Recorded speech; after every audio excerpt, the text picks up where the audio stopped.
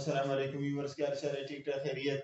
As you know that we have started organic chemistry for class second year, and organic chemistry I have uploaded more than 10 videos about the functional groups, about the nomenclature of organic compounds, and the classification of organic compounds in the form of aliphatic, cyclic, acyclic. Today I want to discuss the basic principles of the organic chemistry. Before going to the each and every chapter, the basic things, just like मैंने inorganic chemistry में और first year में आपके साथ basic concepts share किए हैं, तो इसी तरह ऑर्गेनिक केमिस्ट्री में भी बेसिक चीजें जो हैं वो जानना बहुत जरूरी है। तो बेसिक ऑर्गेनिक केमिस्ट्री में I will discuss some new topics with you people, और यही बेसिक चीजें बार बार हर एक चैप्टर में रिवाइज होंगी। अल्काइल हैलाइड में भी इलेक्ट्रोफाइल न्यूक्लियोफाइल का जिक्र आप सुनेंगे, अल्कीन अल्काइन में भी इलेक्ट्रोफाइल का जिक्र सुनेंगे, इसी तरह एरोमेटिक्स में भी इलेक्ट्रोफाइल न्यूक्लियोफाइल का जिक्र सुनेंगे, ऑर्गेनो मेटेलिक कंपाउंड में भी इलेक्ट्रोफाइल न्यूक्लियोफाइल का आप जिक्र सुनेंगे। तो इसलिए ये बेसिक चीजें और भी है, लेकिन ये चंद जो है मैंने लिखी है हम डिस्कस करेंगे आज की वीडियो में। इंशाल्लाह कोशिश करेंगे कि सारे डिस्कस हो जाए। केमिकल रिएक्शन हम पढ़ते हैं और आम जुबान में हम क्या कहते हैं कि रिएक्टेंट्स जो है उनमें बॉन्ड ब्रेकिंग होता है और प्रोडक्ट्स में बॉन्ड फॉर्मेशन होगा, तो उसे हम केमिकल रिएक्शन का नाम देते हैं। तो मैं अगर लिखता हूँ the attacking of one species on another, कि एक स्पीशी का अटैक दूसरी स्पीशी पे होना, इसको हम कहते हैं केमिकल रिएक्शन। सपोज हमारे पास एक स्पीशी है ए, ठीक है, इस पे एक दूसरी स्पीशी का मैं अटैक कर लेता हूं और वो स्पीशी है बी। इसके आखिरी शेल में एक इलेक्ट्रॉन है और इसके आखिरी शेल में सपोज एक इलेक्ट्रॉन है। ये फर्स्ट स्पीशी है जिस पे बी अटैक करता है, तो बी अटैक करता है ऑन ए, तो एक न्यू प्रोडक्ट बन जाता है ए और बी। इसका मतलब है कि ए और बी के वैलेंस शेल में जो इलेक्ट्रॉन है वो वैलेंस इलेक्ट्रॉन शेयर हो जाएंगे। So the attacking of one species on another is actually called as chemical reaction. एक स्पीशी का अटैक दूसरी स्पीशी पर हो जाना, that is the meaning of chemical reaction. Suppose I write hydrogen gas, which is one species, and oxygen attacks on hydrogen and forms water molecule. In the structure we can write in this way. That is the meaning of chemical reaction. Change आएगा, तब्दीली आएगी, new products बनेंगे। ये products इनसे different है, इसी तरह ये प्रोडक्ट इनसे डिफरेंट है। तो जो न्यू प्रोडक्ट्स बनेंगे उनकी तमाम प्रॉपर्टीज भी रिएक्टेंट से डिफरेंट हो जाएंगी। रिएक्टेंट्स आपस में मिलेंगे और ये प्रोड्यूस होंगे, तो इसलिए इनको प्रोडक्ट्स कहा जाता है और ये आपस में कंबाइन हो जाते हैं। They want to react with each other, therefore they are called as reactants. And the new species which has been produced in the reaction, they are called as products because they have been produced in the chemical reaction. So that is about chemical reaction. अब एक है reagent, दूसरा मैंने लिखा है substrate। तो अब क्या है, एक है attacking species. Attacking species suppose मैं बी को लिखता हूं कि बी मेरे पास क्या है, बी मेरे पास है अटैकिंग स्पीशी, और जिसके ऊपर अटैक होता है द स्पीशी अंडर अटैक, ये है अंडर अटैक। तो that species which is under attack is called as substrate, and that species which wants to attack, that is called as reagent. The attacking species in the chemical reaction is called as reagent, and the species which is under attack is called as substrate. In these two reactions, B and oxygen gas, these are called as attacking species, attacking molecules. So these are called as reagents. And the A and hydrogen gas on which the attack has been completed, which is under attack, they are called as substrate. तो अब ये आपको substrate भी clear हो गया, साथ साथ reagent भी क्लियर हो गया। जो अटैक करता है वो रिएजेंट है, जिसके ऊपर अटैक किया जाएगा वो क्या है, सबस्ट्रेट है। तो बी आता है ए पर अटैक करता है, तो ए सबस्ट्रेट हो गया और बी क्या हुआ, रिएजेंट हुआ। ऑक्सीजन आता है हाइड्रोजन पे अटैक करता है, तो ऑक्सीजन रिएजेंट हुआ और हाइड्रोजन क्या हुआ, सबस्ट्रेट हुआ। ये बड़े सिंपल अंदाज में मैंने समझा दिया, आगे कॉम्प्लिकेटेड चीजें पड़ेगी और उसमें मैं आपको सबस्ट्रेट और रिएजेंट दिखाऊंगा। ठीक, ये बेसिक चीजें थी जो मैं आपके साथ डिस्कस करना चाहता था। अब जो मैंने लिखा है, सबस्ट्रेट के बाद इलेक्ट्रोफाइल है, न्यूक्लियोफाइल है, टाइप्स ऑफ केमिकल रिएक्शंस है। So I will raise from here, then we will start the electrophile and after that we will discuss nucleophile and their types and their examples. Okay, so first I want to clear the electrophile species, that what is electrophile. So I will write electrophile, मैंने क्या लिख दिया, electrophile लिख दिया। ठीक है, अब इस इलेक्ट्रोफाइल को मैं एक्सप्लेन करना चाहता हूँ। इलेक्ट्रोफाइल में आप देखें टू टर्म्स हैं, दो स्पीशीज में यूज हुई हैं। एक है इलेक्ट्रो, क्या लिखा है, इलेक्ट्रो। इलेक्ट्रो का मतलब क्या है, इलेक्ट्रो का मतलब है इलेक्ट्रॉन। और एक है फाइल, PHILE। फाइल का मतलब क्या है, फाइल का मतलब है लवर। तो क्या बन गया, इलेक्ट्रॉन लवर बन गया। ठीक है, जो इलेक्ट्रॉन के साथ मोहब्बत करता है, इसका मतलब है जो इलेक्ट्रॉन के पीछे जाएगा, जो इलेक्ट्रॉन पे अटैक करेगा, तो इलेक्ट्रॉन सबस्ट्रेट हो जाएगा और इलेक्ट्रोफाइल क्या हो जाएगा, रिएजेंट हो जाएगा, क्योंकि अटैकिंग स्पीशी है। और किस पे अटैक करेगा, ऐसे मॉलिक्यूल पे अटैक करेगा जिसके पास इलेक्ट्रॉन ज्यादा होंगे, क्योंकि खुद इसके पास इलेक्ट्रॉन कम है। और generally it is represented by capital E with positive charge. That is the meaning of electrophile. तो इस पे पॉजिटिव चार्ज का मतलब क्या है कि इसके पास इलेक्ट्रॉन कम है या ज्यादा है। जब पॉजिटिव चार्ज आ गया तो इसका मतलब है कि इसके पास इलेक्ट्रॉन कम है। तो इलेक्ट्रोफाइल का दूसरा नाम क्या है, इलेक्ट्रोफाइल को हम कहते हैं इलेक्ट्रॉन पुअर स्पीशी, हम कहते हैं ये इलेक्ट्रॉन पुअर है। या मैं लिखता हूं इलेक्ट्रॉन डिफिशिएंट, इसके पास इलेक्ट्रॉन की कमी है। Therefore, it is also called as electron deficient, electron poor species, and it goes to that center where there is rich species of electron, जहां पर नेगेटिव चार्ज ज्यादा होगा, जहां पर इलेक्ट्रॉन्स की अवेलेबिलिटी होगी, तो वो हमारे पास क्या हो जाएंगे, न्यूक्लियोफाइल हो जाएंगे, और ये हमारे पास इलेक्ट्रोफाइल है।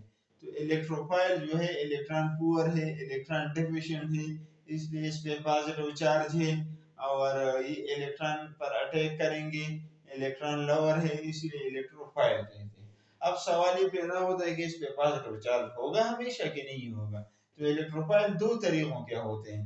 इलेक्ट्रोफाइल के अगर हम टाइप्स की तरफ जाएंगे तो इलेक्ट्रोफाइल जो है या पॉजिटिव होंगे, नंबर एक, और या दूसरा जो है न्यूट्रल स्पीशीज की तरह होंगे, या न्यूट्रल होंगे और या उन पे पॉजिटिव चार्ज होगा। ठीक है, तो हमारे पास क्या होंगे, वो हमारे पास इलेक्ट्रोफाइल होंगे। तो अभी जो है इलेक्ट्रोफाइल पे ये पॉजिटिव और न्यूट्रल में आपको एक्सप्लेन कर लेता हूं।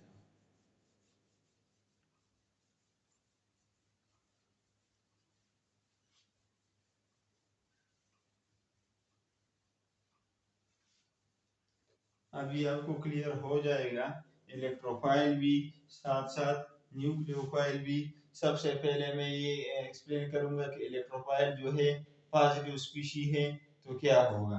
तो मैं अगर लिखता हूं ये और इसके ऊपर मैंने पॉजिटिव चार्ज लगा लिया, ये मिथाइल हो गया, यहाँ पर मैंने हाइड्रोजन पे पॉजिटिव चार्ज लगा लिया, इसी तरह मैंने NO पे पॉजिटिव चार्ज लगा लिया, इसी तरह मैंने NO2 पे पॉजिटिव चार्ज लगा लिया, या मैंने लगा लिया CH3 और होल 3 और R जो है वो क्या है, अल्काइल ग्रुप है, तो ये मैंने लगा लिए। या मैं लगाता हूँ बोरान ट्राइफ्लोराइड, ये न्यूट्रल हो गया, इसी तरह बेरिलियम क्लोराइड, ये न्यूट्रल हो गया। ठीक है, इसी तरह मैं लिखता हूँ H3O पॉजिटिव हाइड्रोनियम आयन, ये मैंने लिख दिया। इसी तरह मैं लिखता हूँ BH3 boron trihydride and so on. I have written the examples of electrophile. अभी आप देखें इसमें न्यूट्रल स्पीशीज भी हैं, पॉजिटिव भी है। पॉजिटिव का मतलब है इलेक्ट्रॉन पुअर, इलेक्ट्रॉन रिच, और ये इलेक्ट्रॉन के पीछे जाएंगे, इलेक्ट्रॉन पे अटैक करेंगे। ये BF3 को आप देखें, इसका स्ट्रक्चर अगर मैं ड्रा करना चाहता हूँ तो अगर BF3 का स्ट्रक्चर मैं ड्रा करूंगा, आई विल राइट हियर, या BCl3 का स्ट्रक्चर मैं ड्रा करना चाहता हूँ, BCl3 और BF3 का स्ट्रक्चर सेम है, कोई चेंज इसमें नहीं है। तो ये ट्राइगोनल शेप में इस तरह आता है। अब बोरान ग्रुप नंबर 3 में है, तो इसके आखिरी शेल में कितने इलेक्ट्रॉन्स हैं?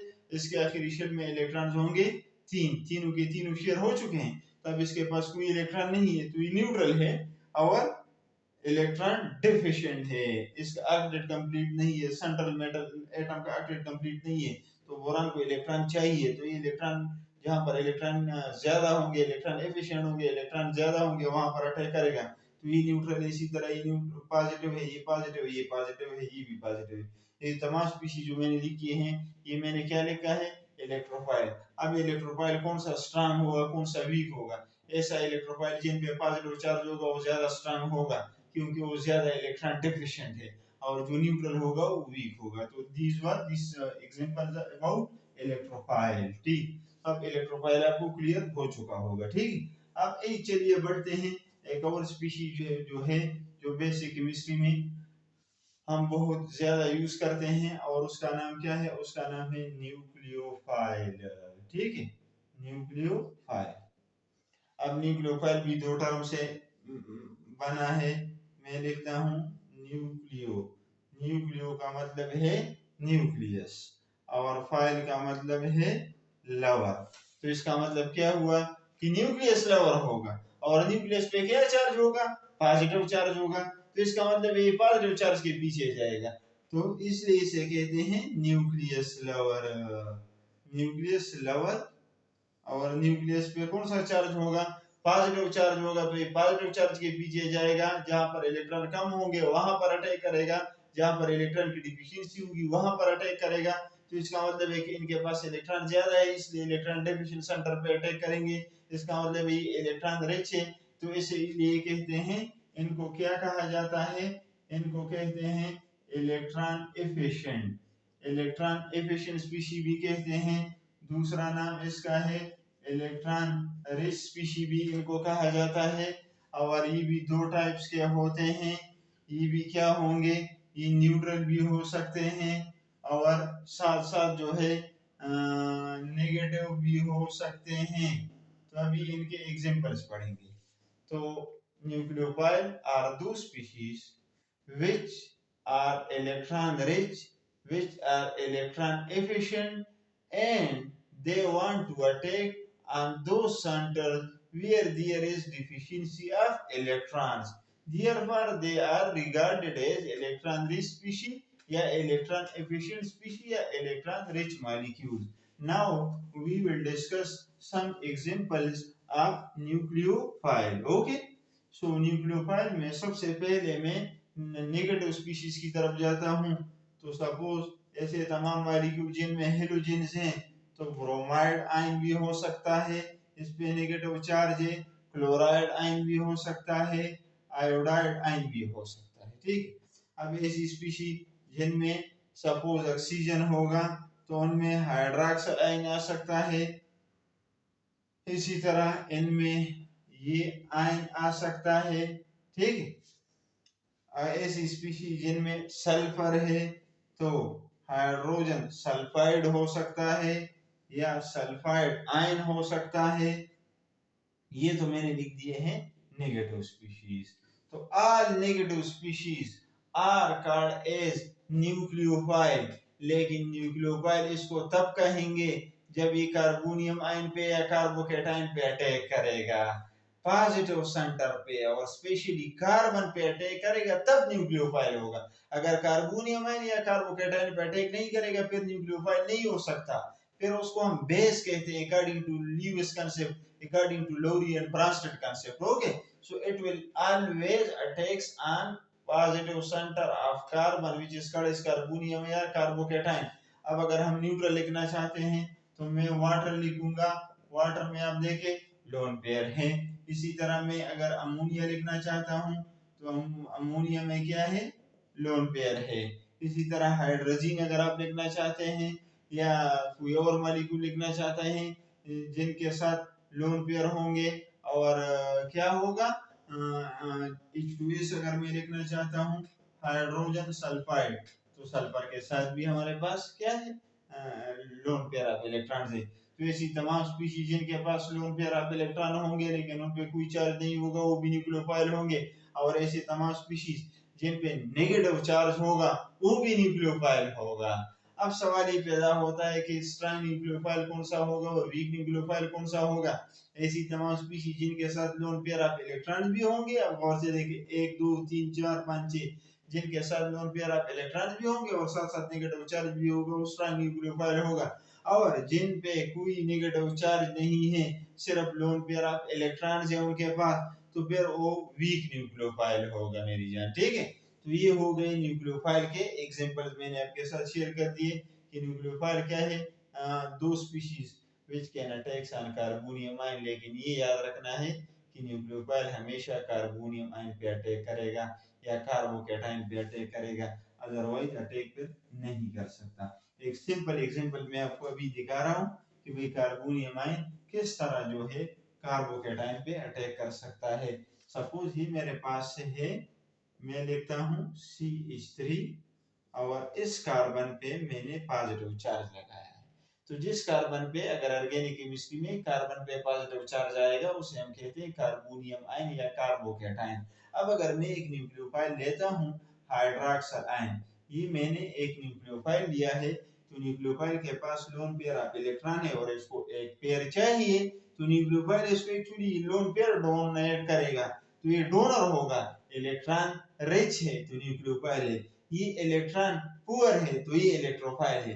तो न्यूक्लियोफाइल है ये कार्बोनियम आयन पे अटैक किया है या इलेक्ट्रोफाइल पे अटैक किया है, दोनों तरीकों से आप कह सकते हो. तो दो इलेक्ट्रॉन से ये कार्बन के साथ बॉन्ड बनाएगा तो ये मेरे पास बॉन्ड बन जाएगा और this new species will be formed. Okay, so that is the meaning of nucleophilic attack, that where the nucleophile will attack, at which center it will attack. So it will always attack at carbonium ion या carbocation. और nucleophile को generally किस चीज से represent करते हैं? Nucleophile को generally in you with a negative charge and a lone pair से रिप्रेजेंट करते हैं. तो इस वीडियो में मैंने आपको क्या बता दिया? इस वीडियो में मैंने आपको न्यूक्लियोफाइल और इलेक्ट्रोफाइल डिटेल से बता दिया. न्यूक्लियोफाइल के एग्जांपल्स आपको बता दिए कि नेगेटिव और न्यूट्रल दोनों हो सकता है.